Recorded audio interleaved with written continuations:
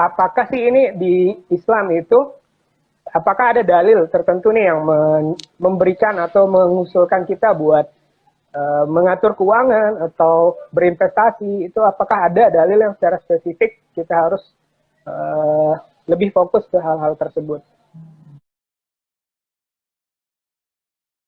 Oke, untuk jawaban pertama, menarik ya. Sebenarnya kalau kita bicara tentang investasi dalam Islam, ada beberapa hal. Tadi kalau spesifik dalil ya, spesifik dalil itu ada beberapa literatur lah yang bisa kita lihat dari sisi Quran sendiri maupun hadis begitu, maupun nanti ada quotes-quotes atau hikmah-hikmah dari para sahabat mungkin juga banyak kita dengar sebenarnya.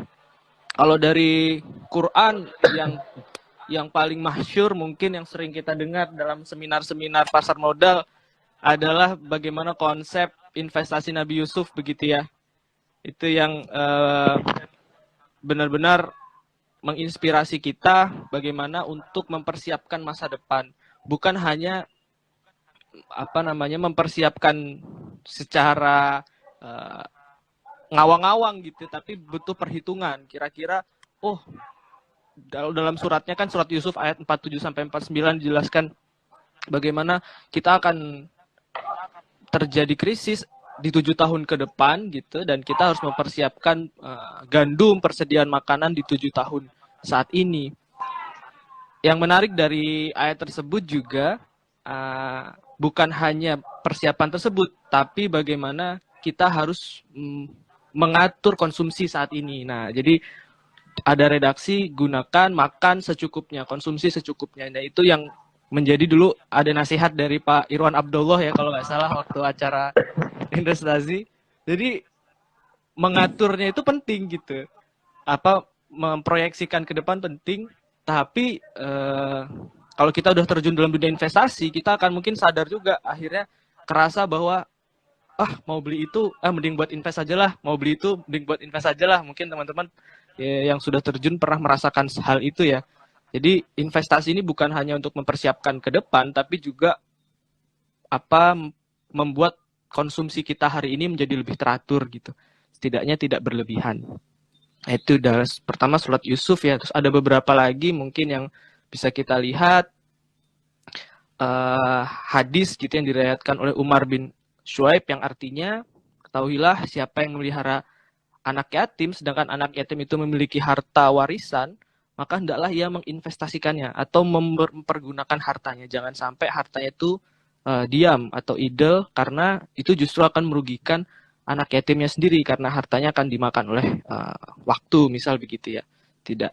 Terus mungkin yang cukup textbook begitu, hadis yang diriwayatkan oleh Imam Muslim yang artinya berikanlah kesempatan kepada mereka yang membeli tanah untuk memanfaatkannya dengan caranya sendiri dan jika tidak dilakukannya hendaklah diberikan kepada orang lain untuk memanfaatkannya. Artinya dalam Islam sebenarnya harta itu tidak boleh mengendap gitu sebenarnya. Harus terus berputar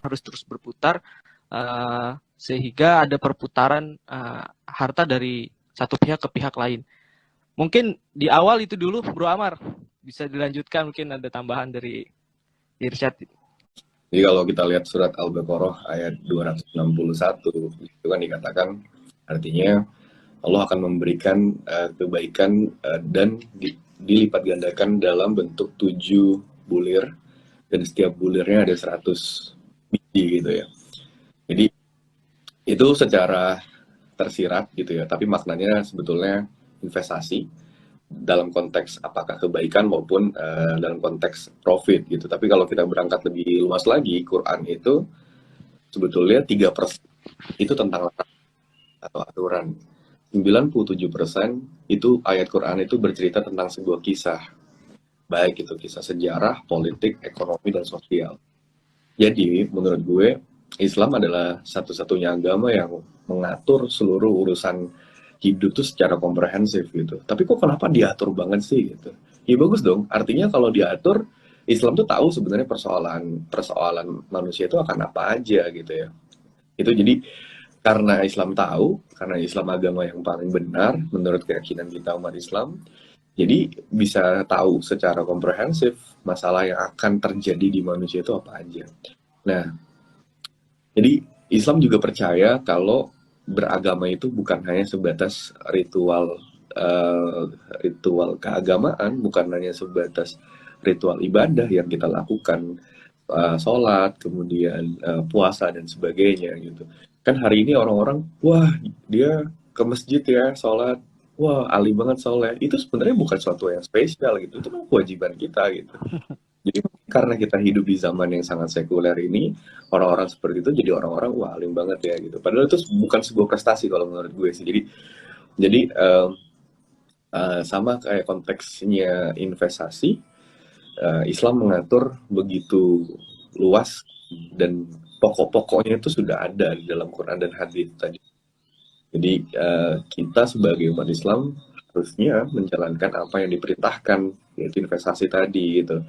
Dan buat gue Rasul tuh kan banyak tuh yang bahas bahwa Rasul adalah seorang entrepreneur. Tapi menurut gue Rasul bukannya sekadar entrepreneur, tapi beliau adalah investor gitu. Dan sudah banyak kisah-kisah tentang Nabi Muhammad yang menjelaskan tentang bagaimana dia berinvestasi, bagaimana Siti Khadijah berinvestasi. Jadi gue rasa itu semua sudah diatur ya dan sudah jelas gitu. Jadi kita berislam bukan hanya sekedar ritual keagamaan, tapi harusnya kita udah masuk ke konteks sosial ekonomi. Mungkin itu Bro Man. Mantap. Iya, mantap. Jadi sangat luas ya. Bahkan banyak sekali contoh-contoh dalam hadis maupun di Al-Quran.